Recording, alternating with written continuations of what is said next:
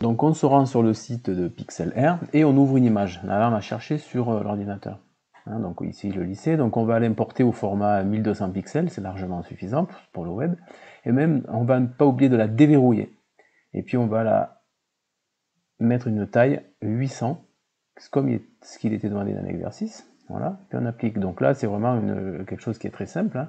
Puis ensuite il suffit de sauvegarder l'image. Et là, on peut tester les différents degrés de compression. Hein. Mais on a vu que 70%, par exemple, pour le web, ça pouvait suffire. Donc à vous de voir un petit peu la qualité de l'image. C'est bien de la sauvegarder. Hein. En tout cas, cette image, elle est toujours ouverte dans Pixlr. Hein. Donc on va essayer d'y mettre le logo du lycée. Donc on va importer, on va ouvrir une nouvelle image, on va importer le logo du fichier.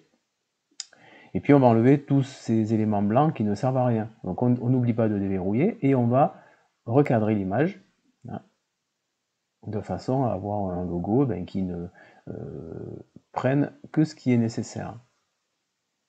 Voilà, on va recadrer l'image.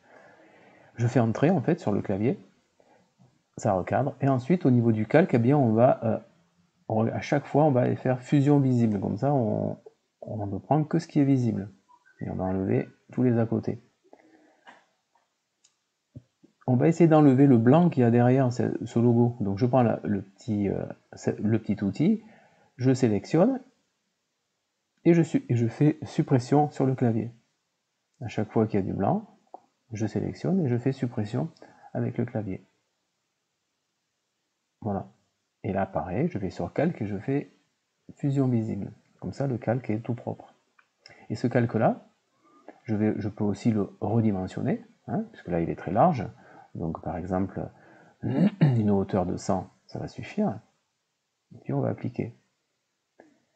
Et toujours pareil, à chaque fois, on fait tout ce qui est fusion visible quand il y a plusieurs calques. On n'oublie pas de déverrouiller le calque. On va le copier, ce calque. Et on va le copier, ce calque. Et on va le coller ici, sur l'image. Et on voit bien que ce calque est transparent. C'est-à-dire que le blanc, en fait, prend la couleur du fond. Ce qui est plus joli. Et on peut, bien sûr, sauvegarder cette image. Si on l'avait fait avec une image en JPEG, hein, si je refais la même manipulation, mais si je conserve l'image sans enlever le blanc, bien sûr, on va avoir l'image sur le lycée avec du blanc. Hein, donc c'est bien la différence entre les deux formats, le format JPG ici et le format PNG ici qui gère la transparence. Voilà. Et puis après, on peut sauvegarder l'image sur votre disque pour la publier sur un site ou pour la mettre sur un diaporama. Et toujours en réglant la qualité de façon à avoir une taille, enfin un poids le moins important possible.